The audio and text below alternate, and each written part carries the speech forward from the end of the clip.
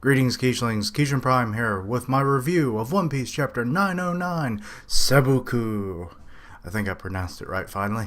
I can only do it with the tone and the accent, and I feel bad for having to do it that way. Um, anyway, I'm back. I mentioned that in the last or yesterday's videos, so here's the review as I promised. We have what I assume will probably be one of the final installments of the Orlumbus cover story. And it's 4 p.m. and he is in his first pirate battle, which you would think he would have fought pirates at some point, but oh well. I mean, so it wouldn't be his first pirate battle, just, I guess, as a pirate. But anyway, and I think I even mentioned in the last chapter that it was like his day planner, which was the previous one, that it was like, oh, we pillaged a village. Well, this might be leading into that. But anyway, the chapter proper starts with in the New World on an unknown island, which we find out, like, not the name of the island, but at least its significance. So you have Nekomamushi. Turns out he has some decent navigation skills, and his guardians, Rhodey and Blackback, along with a bunch of other minks, arrived on a Zoe ship to this unknown island, and they're just kind of waiting amongst really just a ruined looking village, and they're like, I guess, Master Nekomamushi, he did sail with the Pirate King, so his navigational skills are probably pretty good. That's why he led us here. But why do we have to wait here? And it was like, well, we came to look for Marco, and why couldn't we go with him then? It was because they would scare the locals, apparently, and plus, warriors don't really need to be, trampling around in what we later see as a peaceful village. And then there's some tidbits about, like, Marco and Whitebeard in general. He was the right-hand man, and during the Summit War and all that, and how they all called him father, so they seeked revenge against their father's murderer, Blackbeard. It didn't work out, as we already knew, and then they scattered to the winds.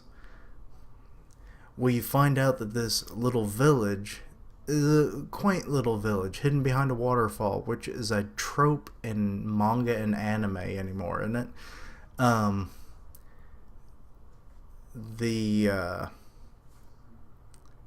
They kind of made a joke about, like, because they mentioned, like, oh, well, our faces are kind of scary. Well, obviously, most people have probably never seen a mink.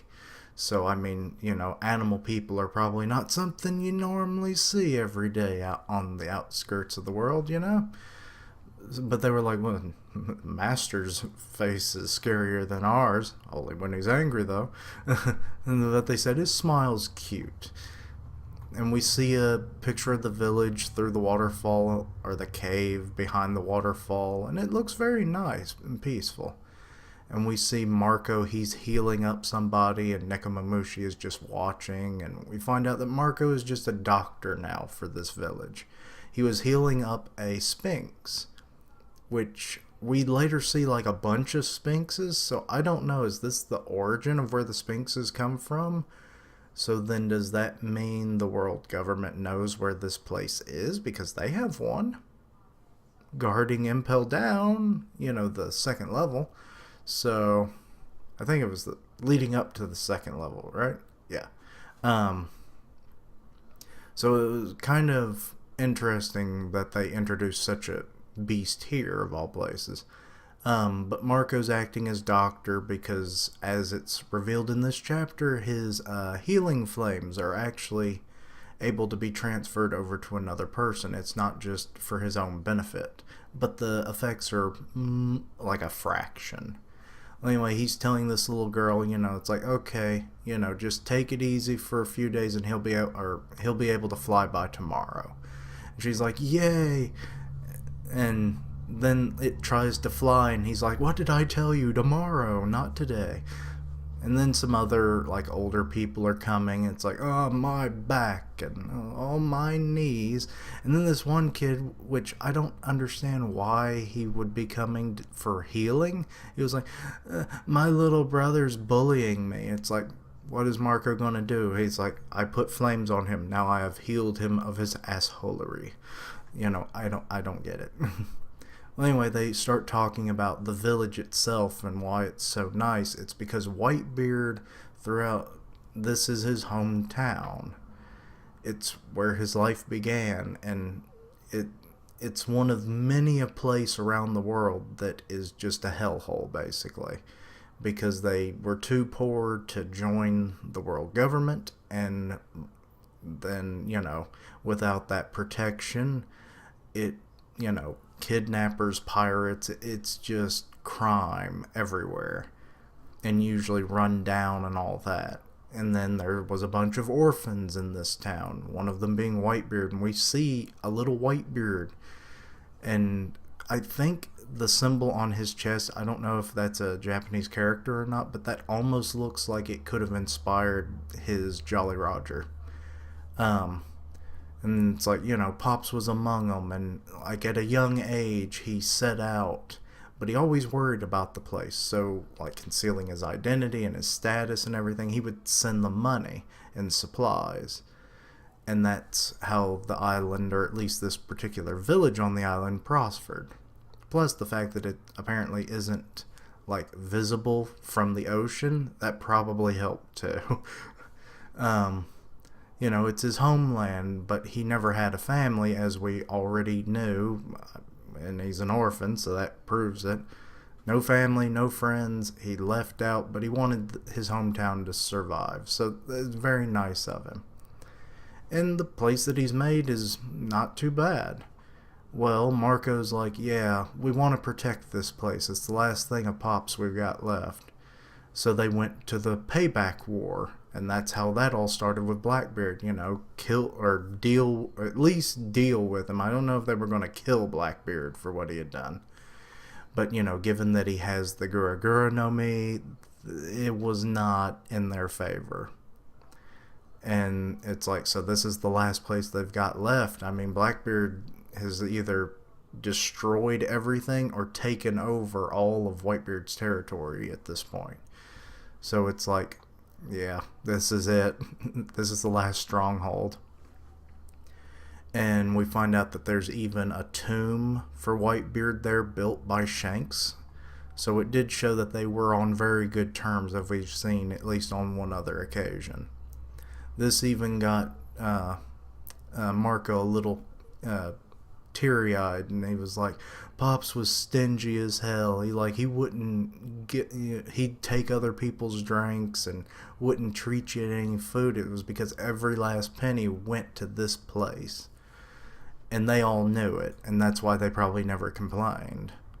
So now with the whole thing with Weevil, saying it's like, "Oh, I'm Whitebeard's son. I've come for my inheritance," and all that. And he's looking for Marco, and he'll go to Luffy apparently to find him, though Luffy ain't going to know where Marco is. He's never been to this place.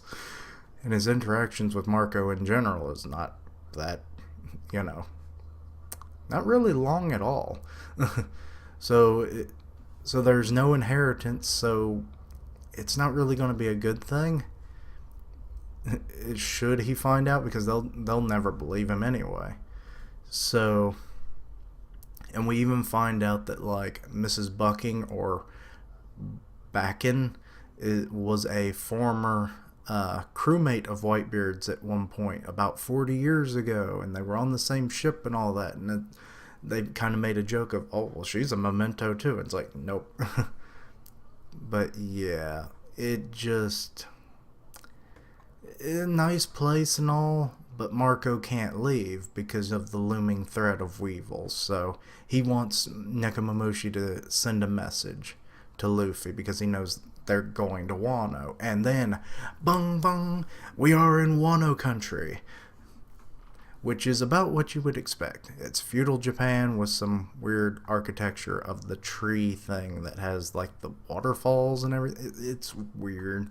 And then there's I don't know what the instrument's called. It's kind of like a guitar kind of thing, and they kind of strum it with a big pick.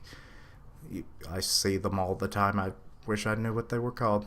But anyway, like, I love the scenery. The more I looked at it, I was like, it looks like traditional Japanese paintings. So Oda really did love his heritage. So, and it's on full display, and will be on full display in this whole arc. Well, anyway, we see that the Straw Hats they're the ones that are there already, are in a incognito, basically. You've got Frankie, who's working as, I guess, just a carpenter in general, but it might just be for bridge building. I don't know. He was commented about his craftsmanship by his boss, saying it's like, you did a good job, kid. And Frankie right now has, I believe it's supposed to be a Kabuto beetle, or is it a Hercules beetle? No, it's Kabuto beetle. Like hairstyle. He's already had a stag beetle, and I don't think he's had a Hercules beetle one. So he was happy about the praise, and he's going under the alias of Franosuke. Elsewhere, we see Usopp, and he's basically just a snake oil salesman. And he's wearing a beard and everything, though he's a toad oil salesman, but same thing. He's like, come on, watch this knife cut through all this stuff, and then watch me cut my skin. It's so sharp, all it has to do is barely graze it, and it cuts it, and then let me put some toad oil on that, and look, I'm fine. Not a drop of blood. And then everyone's like, oh, that's awesome, I want some of that. And he's under the alias of Uzohachi. And next we have Robin, who somewhere else in town is a geisha, which sometimes they're just dancers, but in the context of Robin, I think she's just a prostitute. And this old woman, who I guess is the madam of the, what do they call them? The burlesque house or whatever that she's a part of. Is like giving her advice. It's like, drop your hips and your hands too low, and then she mentions like, oh, at this rate you'll be so popular the Shogun won't even want you to leave his chambers. And she's going under the alias of Orabi. Oh, she's beautiful in that dress, but I feel for her. She's sweating. This is definitely not her thing. And she was even blushing, which just shows, what happens if the Shogun finds out who they are? If that was the case, being in the chambers, like, Kaido told me about some people, and you kind of look like the girl in this wanted poster. Anyway, after the introductions of where all the Straw Hats are, we have a little meeting in a rundown place. You have Kinemon, I forget his name now. It's the guy that has the art powers, and then the Straw Hats. He's like, we're in Wano country, and the Shogun's name is Kurozumi Orochi. And all of his officials are basically just been corrupted by Kaido, so they're able to do whatever they want, which I find a little odd, because you would think they'd just be able to do that anyway if the Shogun was already corrupt. But anyway, Kinemon wants them to kind of just blend in and, kind of not raise any alarms or whatever until they can have preparations done for their fight with Kaido and the Shogun. And then immediately following that, we find out that Zoro has apparently been committed on charges of murder and grave robbing, because apparently there's been a rash of murders lately. Like, I forget how many they said. 3 in the last month, which obviously it wasn't Zoro, because they haven't even been there probably just a week. Anyway, they've got him up on the stand, and he's going to perform Seppuku. and he didn't even know what it was. But it was like, you grave robbed, and it was like 23 years ago. It's like a group of pirates kidnapped the body of the legendary swordsman Ryuma and stole his sword. And it's like, and we're pinning it on you, buddy. Also, Zoro's going under. Zoro's Juro. He's a Ronin, which basically means unemployed and without a master. So I don't know what he was doing for money. Anyway, they have the knife ready for him, and he's just... You've got the magistrate who was like, the sword, it's so lovely, it's so powerful. I can just feel it while I have it in my hands. Who would have given you such a thing? You must have stolen it from the pirates.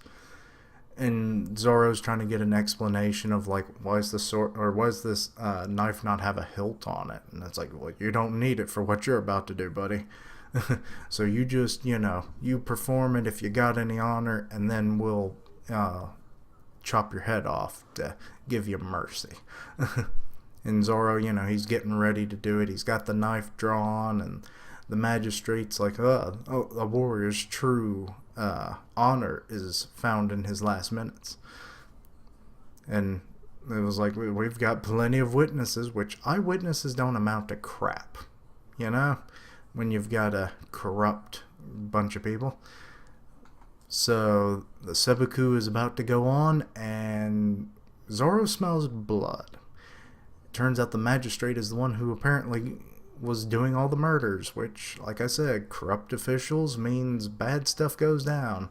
And he slices the building along with the magistrate. And am I even using that word right? I'm pretty sure I am.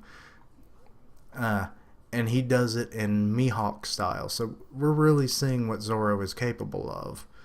He's got, he just did that with a knife. So, and we've seen what he can do with a sword. He cut it like a galleon-sized ship, just like Mihawk did at the start of the time skip, or after the time skip started. So, and he's like, forgive me, Kinemon. But, some notes I took when I started rereading the chapter, I noticed two things. Okay, the Shogun's name is Kurazumi Orochi. Orochi, if anyone's familiar with Naruto and any Japanese mythology, really, the word Orochi comes up a fair bit, obviously. Orochimaru in Naruto, and then the Yamada no Orochi, which was a myth of a eight-tailed snake. Well, I suspect the Shogun has one of two likely devil fruits. Both of the snake of the Hibi Hibi no Me model either Hydra, which is the based on the Hydra of Nera from the 12 Labors of Hercules. So, like maybe his magic power, essentially like all the mystical types seem to have. We only know of two. We know two because of Sengoku. Like have a magical power, it seems like. So, like, if his head gets cut off, he can grow more, and, so that's one likely devil fruit. The other one is the Hibi Hibi no Me model Yamada no Orochi. Orochi, and it's based on what I said, the 8-headed snake. Now, it's a serpent-like dragon, and this plays into something that I see happening to Zoro in the future. Okay, he's probably likely to... after this attack, he'll probably in the next chapter or two grab Shusui and head on out. Well, now he's a wanted criminal, so... And Zoro will probably have a lot of development. I mean, Wano is almost just him in a nutshell. He already has so many traits of Japanese culture. From his fighting style to some of his just general, mannerisms and everything. His love of sake, So, I kind of see it now that he's, viewed as have stolen Shusui and everything, that maybe, when the Shogun appears, if he does have one of those devil fruits, I mean, either one would work. They're basically dragon-like looking things. When Zoro goes to fight the Shogun, and most likely he will, the Shogun's probably second strongest in all of Wano. He'll defeat the Shogun, he'll be in a dragon-like state, and it'll be like the second coming of Ryuma. And the people will be like, Ryuma reincarnated into this man. The sword was always his. He has done no crime. Something like that, so. I don't know. But that's just how I kind of viewed it. I could be completely wrong. But, it's not uncommon for like how things set up. Like you give a character a particular name and then you can kind of predict like something about them that will be in the future. Like, oh, my name is like, it's a type of tree, and then turns out they have plant powers, or they're a botanist, or something, Wouldn't be the first time. But, anyway, just my general thoughts on the chapter and kind of a prediction to what will happen in the future. I enjoyed the whole thing. I mean, Wano's been, over 10 years in the making, so let's go, right? Can't wait for the other Straw Hats to get there. And most of them are blending in. I don't think the others will blend in so well, though. Especially Nami. She'll become the most, whatever kind of geisha she wants to be. It's like, you pay up front, buddy. But, Chopper will probably just be considered a tanuki. So, but anyway, enough of that kind of speculation. Overall, I'll give the chapter a solid 4. Not a 4.5, though. It's a bit more like, how Reverie was all crazy with every chapter. This one was a bit more down to earth. More like what we're used to with One Piece. So, I definitely enjoyed getting back to that. I mean, too many revelations in the last few weeks, so. But anyway, I've rambled on long enough. Thank you for watching. Like, comment, and subscribe, and follow me on Twitter at Keishan Prime, and I'll see you next time. Keishlings, roll out.